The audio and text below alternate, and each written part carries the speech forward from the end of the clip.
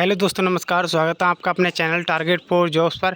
आशा आप सभी अच्छे होंगे और अपने ट्रेनिंग पर जाने की तैयारी कर रहे होंगे। साथ में सभी सामान की पैकिंग वगैरह कर रहे होंगे और सभी सामान खरीद रहे होंगे। तो यूपी पुलिस 60,244 के बारे में जो नोटिस हैं, 2-3 नोटिस हैं वो वायरल हुए हैं।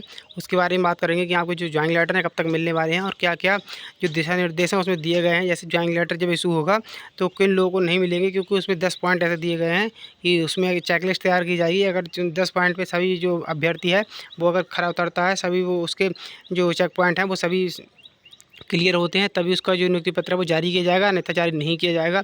तो उन सभी चीज़ों के बारे में बात करेंगे और ज्वाइनिंग लेटर के बारे में जो पूरी डिटेल में बताया गया है वो उसमें क्या लिखा है। तो चलिए वीडियो शुरू करते हैं। वीडियो में आगे बढ़ने से पहले आप चैनल को सब्सक्राइब कर लीजिए और वीडियो को लाइक शेयर कर दीजिए अपने सभी दोस्तों के साथ और सभी ग्रुप्स में।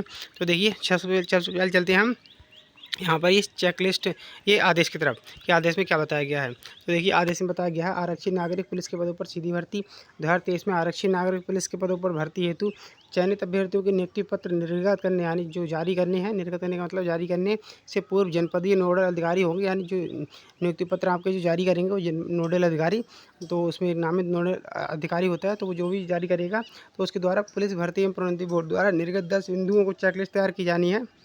यानी 10 बिंदु ऐसे होंगे जो क्लियर होने चाहिए, तभी उसका नियुक्ति पत्र है वो जारी किया जाएगा, अन्यथा जारी नहीं किया जाएगा। 10 बिंदुओं की जांच आख्या चेकलिस्ट तैयार करने हेतु जनपदीय नोडल अधिकारी के सहयोगार्थ समिति निम्नवत गठित की जाती है।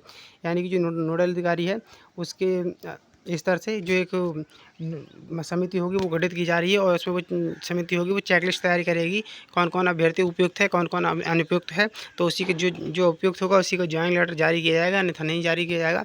और इसमें आगे लिखा है, निकट पर्यवेक्षण में अभ्यर्थियों के पत्रावलियों का परिशीलन कर 10 बिंदुओं की आख्या तैयार करेंगे। इस आख्या के आधार पर नोडल अधिकारी के द्वारा पूर्णतः संतुष्ट होने के बाद, यानी जो 10 आपके बिंदु रहेंगे उन पर पूर्ण संतुष्ट होकर नोडल अधिकारी या उनकी समिति संतुष्ट होने के बाद ही नियुक्ति पत्र निर्गत किए जाने, यानी नियुक्ति पत्र जो जारी किए जाने हेतु अग्रसारित यानी आगे फॉरवर्ड किया जाएगा।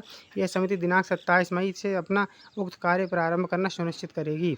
यानी जो 27 मई है, जो 27 मई कल हो चुकी है, तो 27 मई से जो समिति है वो कल से इसको 10 बिंदुओं की चेकलिस्ट तैयार करके और ज्वाइनिंग लेटर के लिए जो लिस्ट है वो तैयार करेगी, कौन कौन उपयुक्त है, कौन कौन अनुपयुक्त है।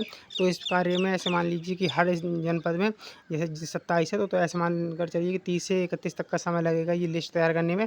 और उसके बाद 30 से 31 तक लिस्ट तैयार करने के बाद आपके जो 1-2 दिन में, आपके 2-3 दिन में, 1 से 2-3 तारीख तक जो आपके जो ज्वाइनिंग लेटर हैं वो ज्वाइनिंग लेटर इशू हैं वो कर दी जाएंगे। ज्वाइनिंग लेटर आपके जो प्रिंट है वो कर दी जाएंगी और आपके जो लिफाफे में जैसे होते हैं वो पैक करके बिल्कुल आपकी ज्वाइनिंग लेटर तैयार कर दिए जाएंगे।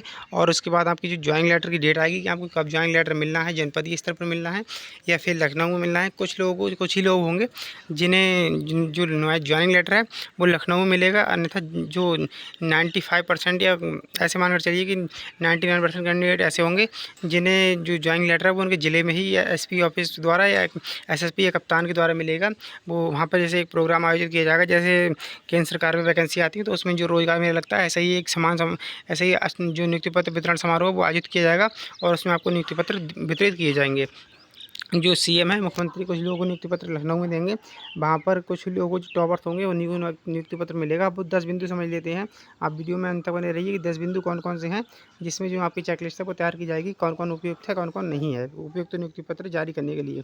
तो आवेदन पत्र की वृत्ति होनी चाहिए, अनुक्रमांक चयनित है या नहीं ये होना चाहिए, हाँ या नहीं लिखना है, ये नोडल अधिकारी ही लिखेंगे। उपयुक्त होने संबंधी चिकित्सा परीक्षा रिपोर्ट, यानी जो मेडिकल का आपका मेडिकल का रिजल्ट लगेगा कि मेडिकल में आप उपयुक्त हैं या नहीं है, पास हुए हैं नहीं हुए हैं।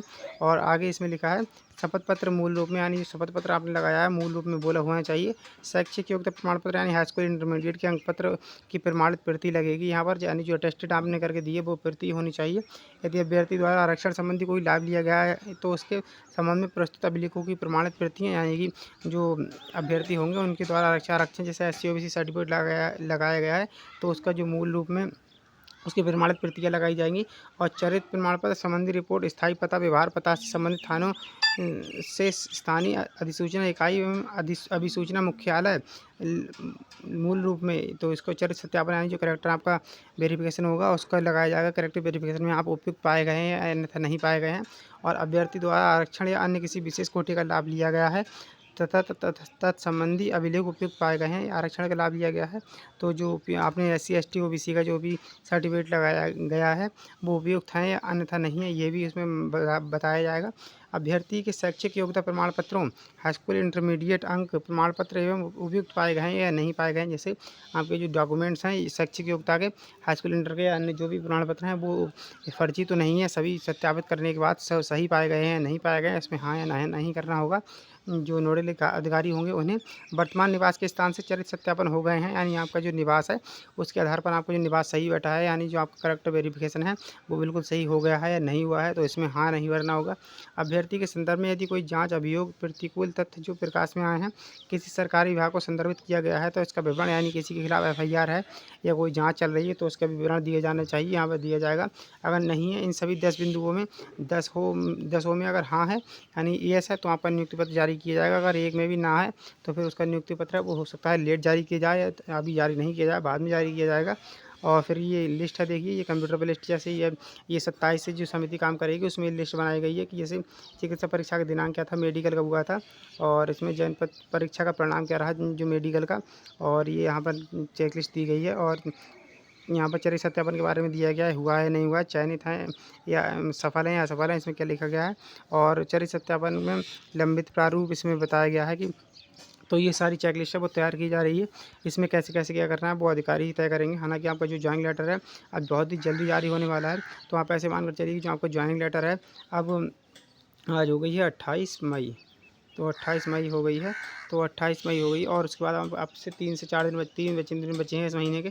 तो आप ऐसा मान कर चलिए कि जो आपका नियुक्ति पत्र है वो 5 जून के आसपास आपको मिल जाएगा। 5 जून के आसपास नियुक्ति पत्र वितरण समारोह हो सकता है, 2-1 दिन में सूचना भी आ जाए कि कब आपका नियुक्ति पत्र है वो कब आपके वितरण होंगे, कब आपको वितरित किया जाएगा, कब आपको ज्वाइनिंग लेटर प्राप्त होगा। तो 5 जून के आसपास आप मान कर चलिए, मैंने पहले ही बताया था पहले का वीडियो में कि आपको जो नियुक्ति पत्र है वो 5 जून के आसपास ही मिलेगा, इससे पहले उम्मीद ना करें। तो चलिए दोस्तों, यही जानकारी देनी थी। वीडियो अच्छी लगी है तो वीडियो को लाइक शेयर जरूर करें और चैनल को सब्सक्राइब करें। दोस्तों धन्यवाद। जय हिंद, जय भारत।